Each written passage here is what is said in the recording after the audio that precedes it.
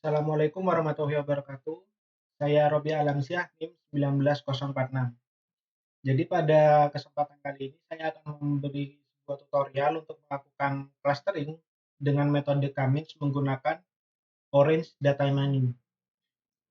Sebelumnya di sini saya menggunakan sebuah dataset yaitu Indian Liver Patient Record, yang dimana dataset ini berisi sebuah record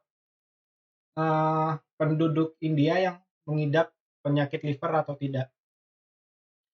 Dan yang pertama kali harus kita lakukan adalah mengunduh datasetnya. Di sini tinggal diklik download aja. Berhubung saya sudah memiliki datasetnya, jadi saya nggak akan melakukan proses download ini.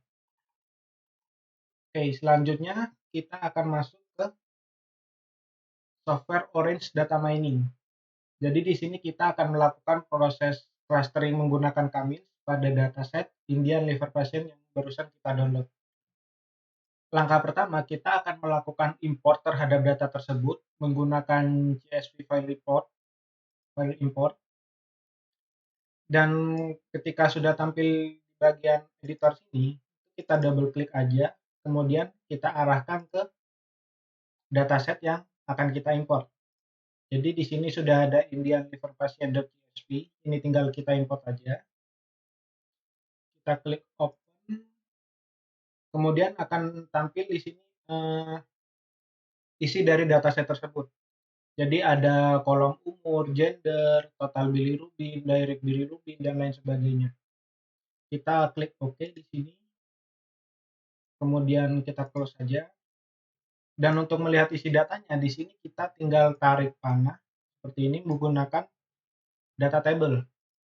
Di sini ketika kita double klik, maka isi datanya akan tampil seperti berikut. Nah, selanjutnya kita akan melakukan tahap clusteringnya.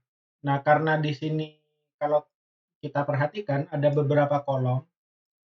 Nah, kolom gender di sini itu akan kita hapus karena kita nggak memerlukan kolom gender dengan alasan gender ini kan value-nya hanya ada dua, antara male dan female, dan itu kurang relevan untuk proses clustering.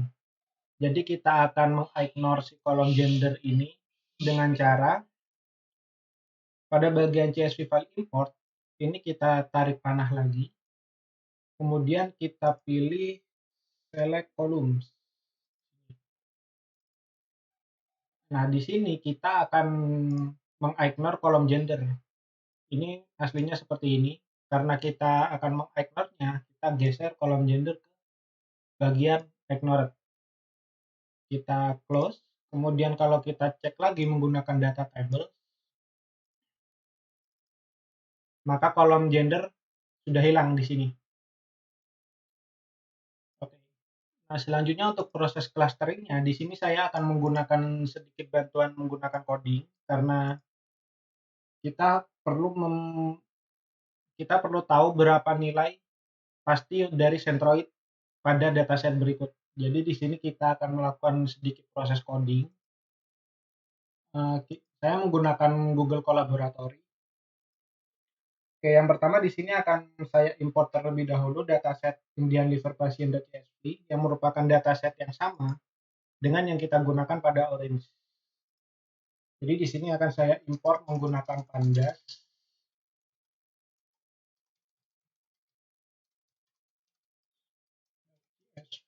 Kemudian namanya Indian Liver Patient.csv.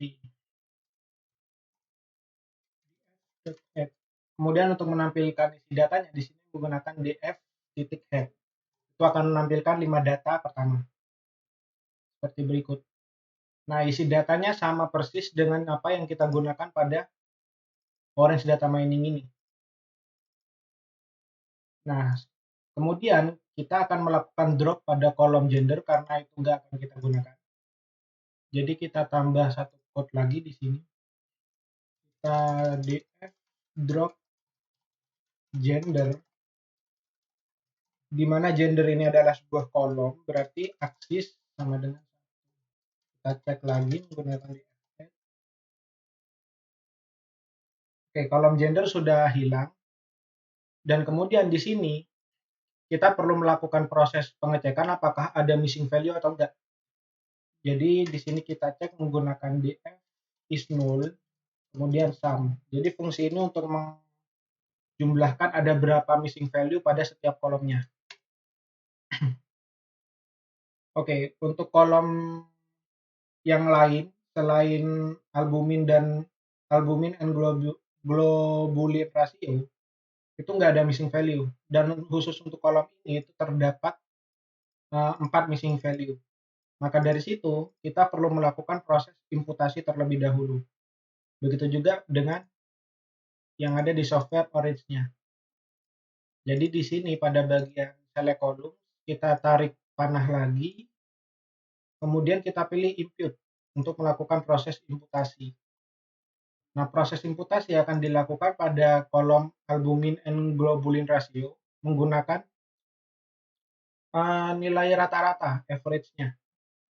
Jadi missing value yang ada di kolom ini itu akan di replace atau diubah nilainya menggunakan nilai rata-rata pada kolom tersebut. Oke, setelah kita melakukan proses imputasi, kita coba lakukan imputasi juga di bagian sini. Kita lakukan looping terhadap kolomnya, data frame ke kolom fill NA. Jadi untuk melakukan proses imputasi kita bisa menggunakan fill NA, yang dimana fungsi ini akan mengisi nilai missing value dengan nilai yang kita inginkan. Di sini kita akan menggunakan min atau rata-rata yang ada pada kolom tersebut dengan in place sama dengan true, yang artinya nilai missing value-nya akan benar-benar ditimpa. Sekarang oke, sudah. Kemudian kita add code lagi, coba kita cek. Setelah kita lakukan proses imputasi, kan kita cek apakah ada missing value. Bisa dilihat di sini pada kolom albumin and globulin ratio, missing value-nya udah 0. Berarti udah tidak ada missing value lagi pada semua kolom yang ada di dataset kita. Oke. Selanjutnya kita akan mengecek nilai centroidnya. Di sini saya menggunakan bantuan dari scikit-learn. Scikit-learn neighbors import nearest centroid.